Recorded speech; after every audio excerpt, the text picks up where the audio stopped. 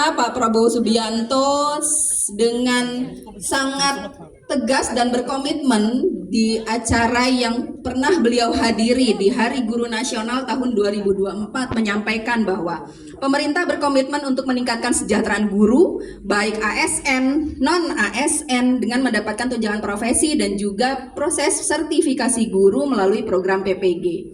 Ini adalah salah satu komitmen beliau untuk bisa memberikan apresiasi setinggi-tingginya bagi guru yang dalam hal ini baik guru itu ASN ataupun non-ASN.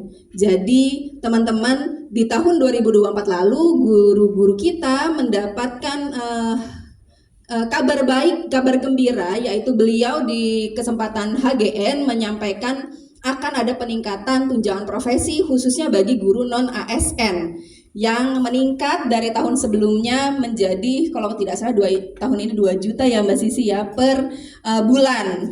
Itu adalah hal yang sangat menggembirakan. Bahkan kami di Direktorat PPG yang walaupun tidak terlibat atau terkait langsung dengan adanya tunjangan ini, walaupun kami memang yang menerbitkan sertifikat pendidik, ini artinya kami merasa ini adalah langkah awal yang yang nyata dari pemerintah untuk meningkatkan kesejahteraan guru-guru.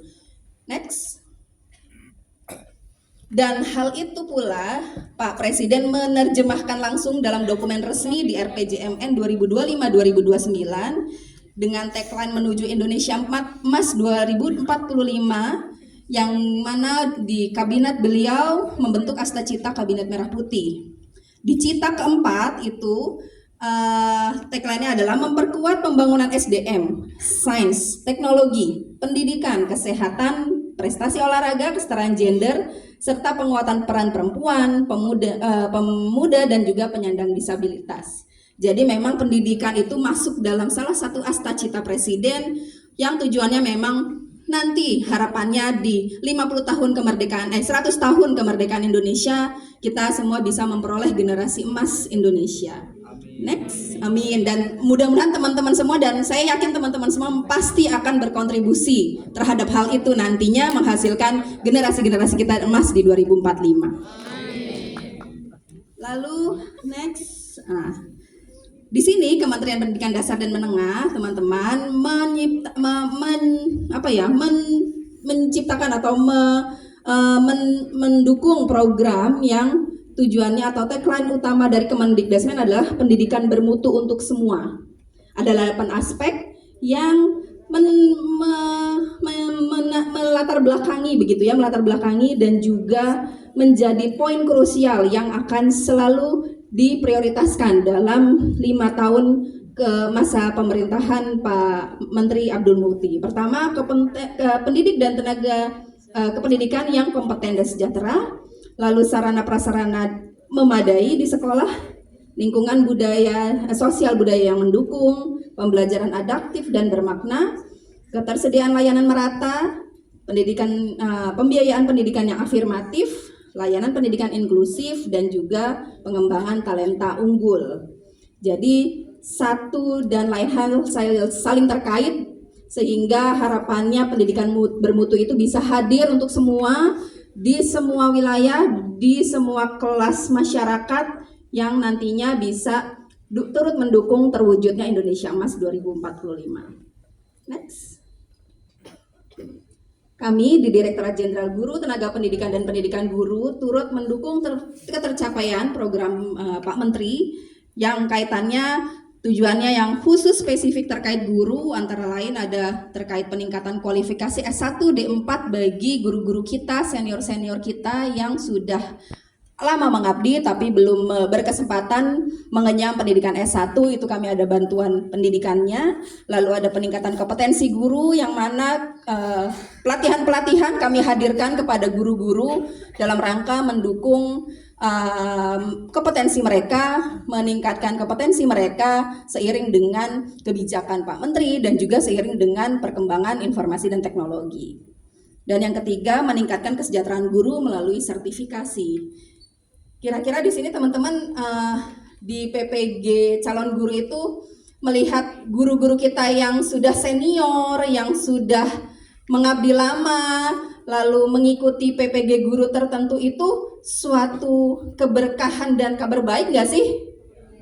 Iya kan ya?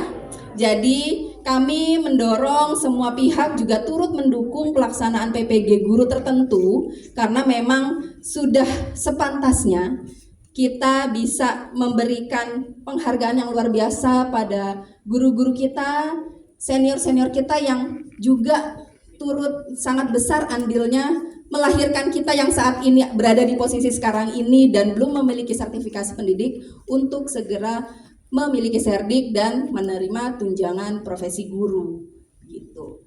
Next.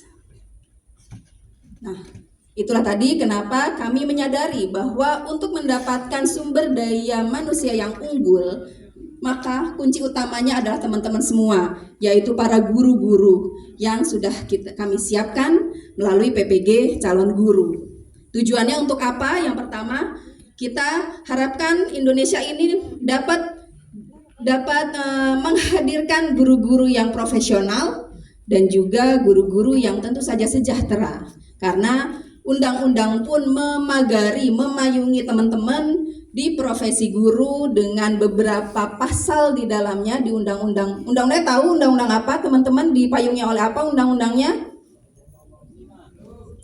Undang-undang 45 tentu saja.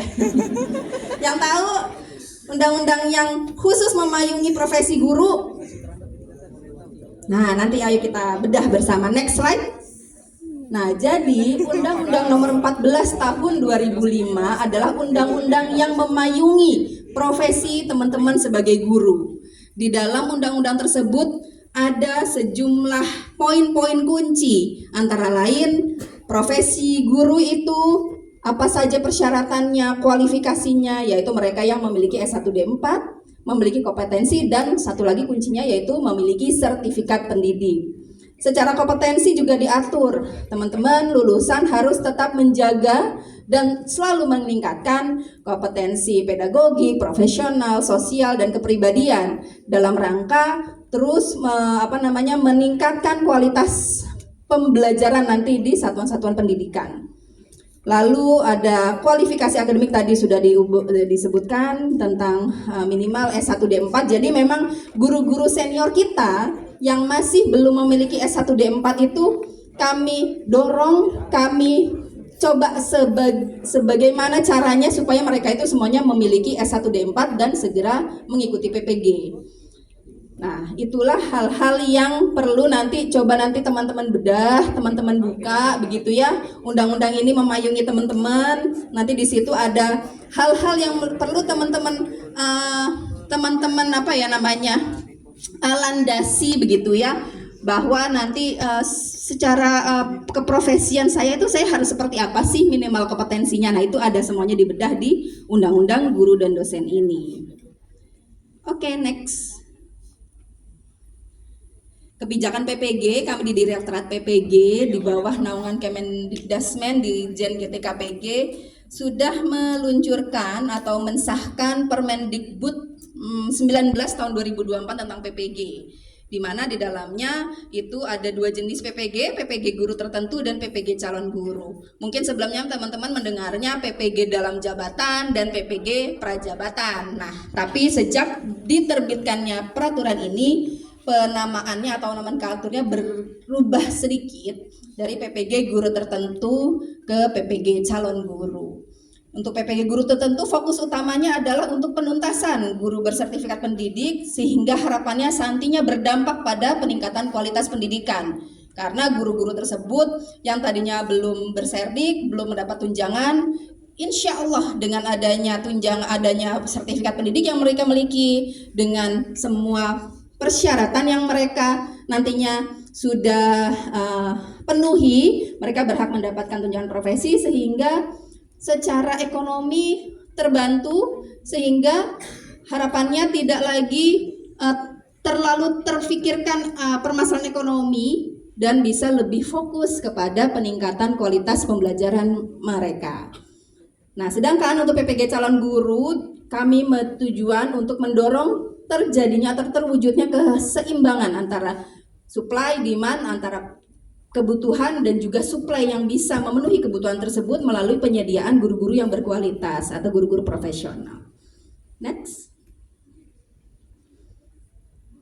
Di tahun 2024 di mana peraturan terkait PPG itu disahkan, kami langsung melakukan pelaksanaan PPG bagi guru tertentu dengan modifikasi sejumlah kurikulum yang disesuaikan, disederhanakan, dan dibuat lebih mudah bagi guru-guru kita yang sudah mengabdi lama. Maka alhamdulillah dengan sumber pendanaan APBN yang mungkin setara dengan tahun-tahun sebelumnya, tapi peningkatan jumlah peserta yang bisa mengikuti PPG guru tertentu itu meningkat jauh. Jadi pada tahun 2024 kami mendata ada sekitar 1,6 jutaan guru yang belum berserdik. Nah, di breakdown yang sudah sesuai atau sudah memiliki S124 itu adalah 1,4. Maka 1,4 itu kami kunci untuk kami tuntaskan sampai dengan 2025 ini. Yang belum S1 D4 sekitar 250.000 saat ini sedang masuk ke dalam program peningkatan kualifikasi S1 D4 yang tadi disampaikan, sehingga harapannya saat mereka lulus mereka langsung bisa mengikuti PPG. Nah, untuk yang sudah S1 ini ada sekitar 598 ribuan lulusan PPG guru tertentu tahun 2024. Jadi tahun ini kami masih punya PR sekitar 800 ribuan teman-teman yang masih perlu kami optimalkan pelaksanaannya. Ini Bu Sisi sudah udah kehabisan tanggal merah. Kalau Bu Sisi berharapnya tanggal di kalender itu bukan 365 hari tapi 400 hari ya Bu Sisi ya.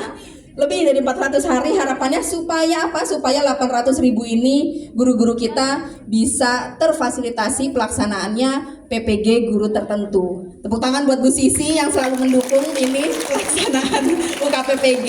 Jadi nggak hanya UKPPG teman-teman aja di calon guru, yang di guru tertentu jauh lebih kompleks juga permasalahannya. Tapi kita doakan bersama pelaksanaan UKPPG lancar dan juga nanti proses penerbitan serdik, sekaligus nantinya di tahun depan guru-guru kita semua bisa menerima tunjangan, bisa berjalan sesuai rencana.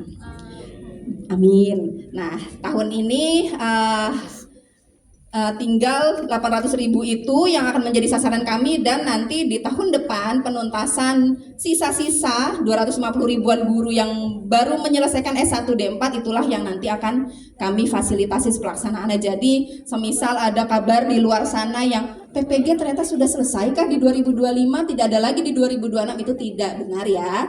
Kami masih akan menuntaskan guru-guru S1 D4 yang baru menerima ijazahnya di tahun depan itu untuk langsung difasilitasi pelaksanaan PPG guru tertentunya. Kalau untuk calon guru gimana? Di next slide. Nah, semisal arah ke depan adalah sudah diselesaikannya PPG bagi guru tertentu. Jadi alhamdulillah guru-guru kita semuanya sudah bisa memperoleh sertifikat pendidik. Nah, kedepannya seperti apa? Nah, adalah untuk melakukan pemenuhan kebutuhan guru di satuan-satuan pendidikan.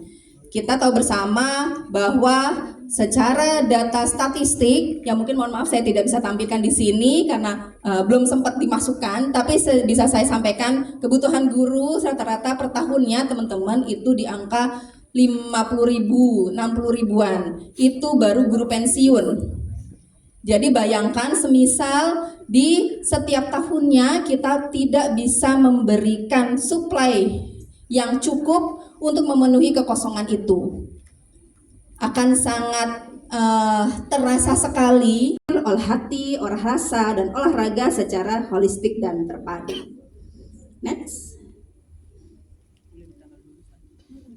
Nah, implementasi pembelajaran mendalam di era digital, guru nantinya tidak lagi hanya sebagai guru yang menjadi sosok memberi materi, tapi juga tentu saja sebagai fasilitator dalam pembelajaran mendalam. Jadi menciptakan, nanti teman-teman diharapkan dapat menciptakan pengalaman belajar yang kolaboratif, reflektif, dan relevan. 173 lulusan, ada 6 angkatan atau 6 gelombang di 3 tahun kami pelaksanaan PPG calon guru atau PPG prajabatan. Di antara 90.000 tersebut, 30 ribuan sudah menjadi ASN Pemda, 2.200-an sudah menjadi ASN Sekolah Rakyat, lalu 4 ribuan sudah menjadi ASN paruh waktu, lalu ada 6 ribuan menjadi guru non ASN, dan suplai kita ini termasuk teman-teman yang siap nantinya akan diserap oleh Pemda-Pemda dan juga kementerian lembaga yang terkait untuk yang membutuhkan guru ada sekitar 47.821. Nah, dari data 47.000 ini kami men-breakdown kembali bahwa teman-teman yang sudah memiliki CAT itu sekitar 22.000. Tapi ternyata yang belum CAT itu masih sekitar 25.105. Termasuk teman-teman pastinya ya yang belum mengikuti CAT. Nah, kami saat ini juga sedang memperjuangkan bisa berkolaborasi dengan Kemenpan RB, lagi-lagi Kemenpan RB, BKN, dan juga pihak-pihak lain yang terkait seperti sekolah rakyat di Kemensos, sekolah unggul Garuda di Kemendikbudristek, yang mereka memang benar-benar sedang membutuhkan guru-guru berkualitas agar nanti bisa terselenggara CAT.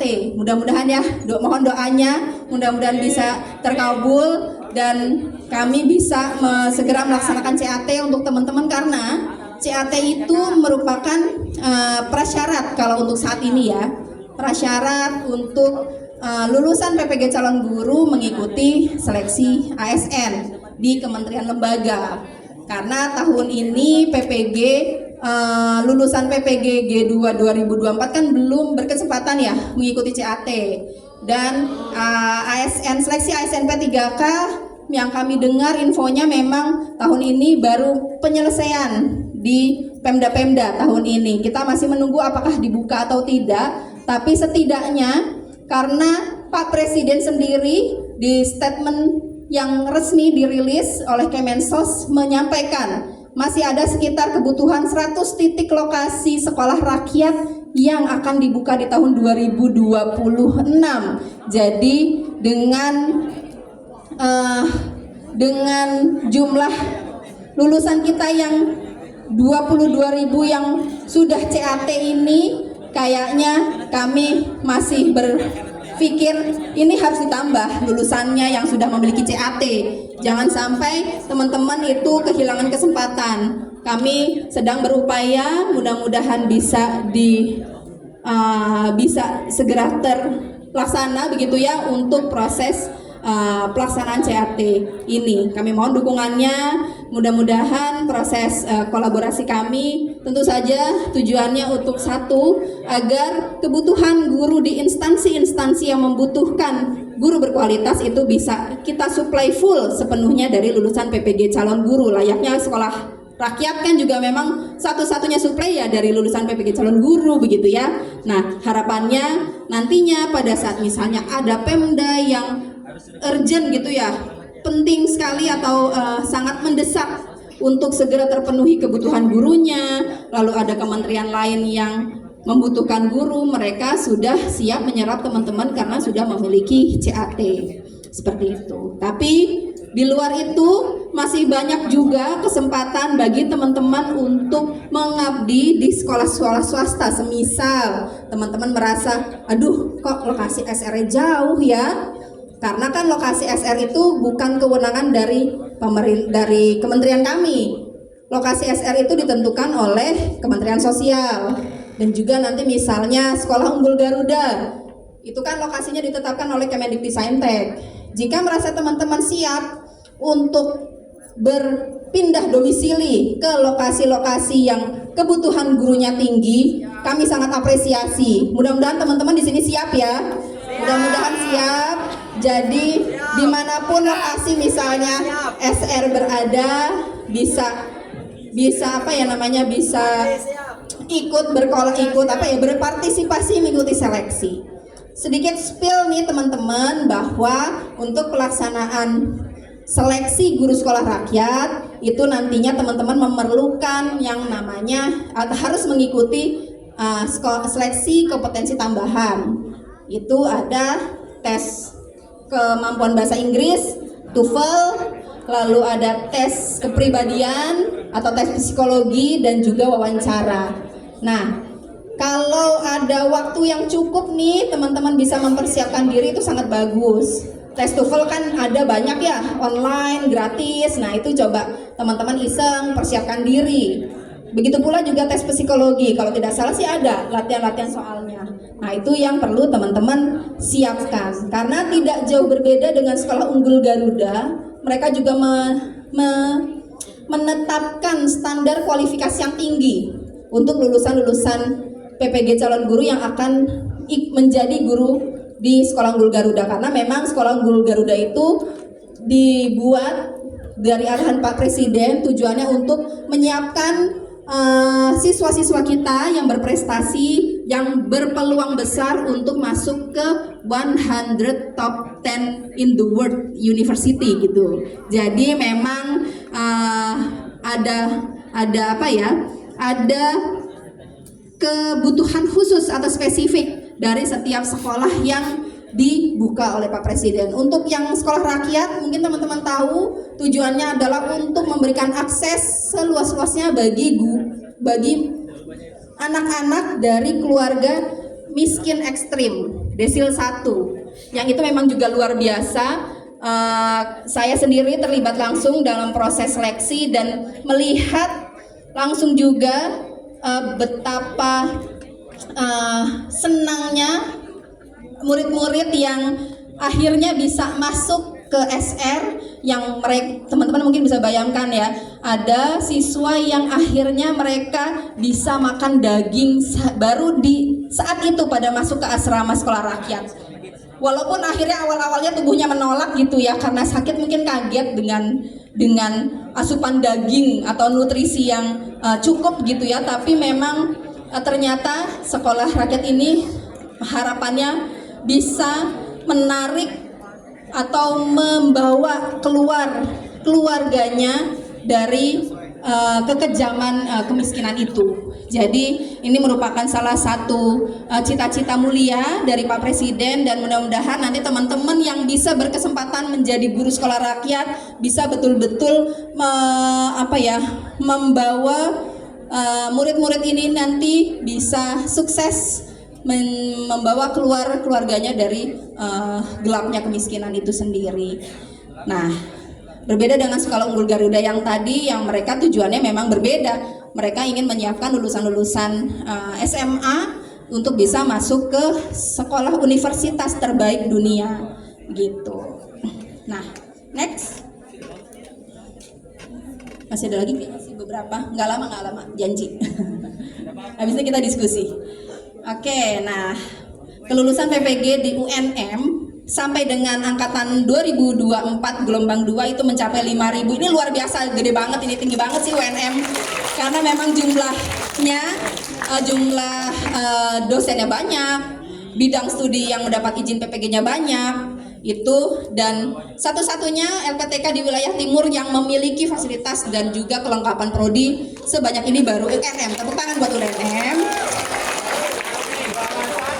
Nah, mungkin ini next aja.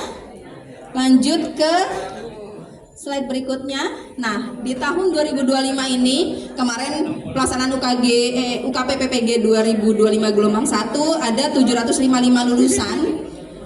Ada 87% lulus, dan ternyata ini adalah angka tertinggi, dan masih ada sekitar 13% yang belum dinyatakan lulus dan berkesempatan retaker di tahun ini insya Allah.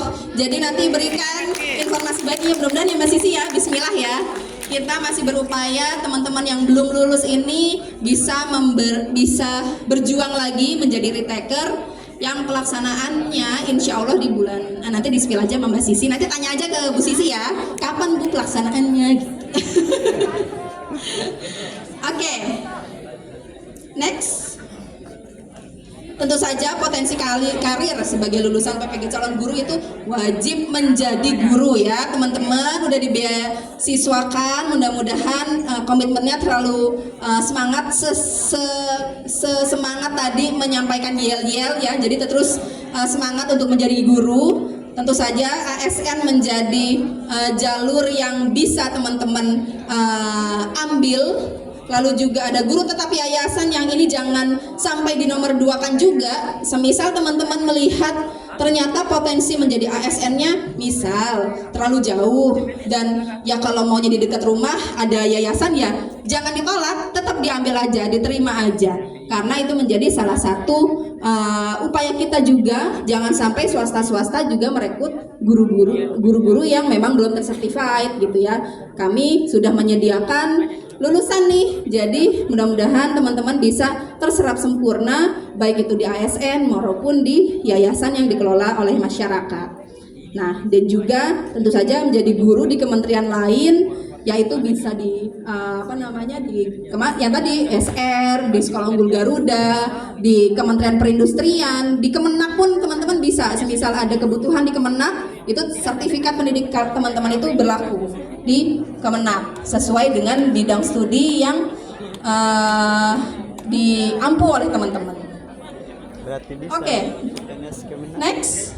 Kalau udah pesan-pesan ini udah yang terakhir. Yang pertama teman-teman, bahwa teman-teman lulusan itu dapat memaksimalkan segala kesempatan untuk baik itu mengikuti ASN di sekolah rakyat atau di sekolah di kementerian lain dan juga di sekolah swasta, hingga misalnya di lembaga-lembaga sekolah internasional, lalu ada di sekolah kerjasama misalnya, itu sangat menjadi peluang yang besar untuk teman-teman.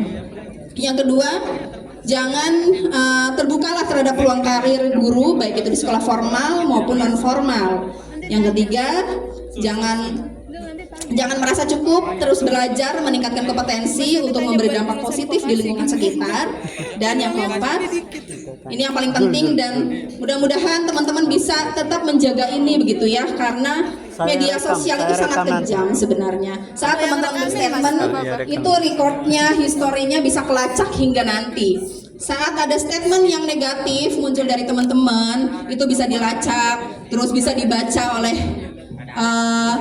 masyarakat lain atau oleh masyarakat umum gitu ya, oleh profesi lain, terus melihat, loh kok lulusan calon guru statement seperti ini sih gitu. Apa iya nanti anak saya akan diajar oleh guru-guru yang memberikan pendapat seperti ini?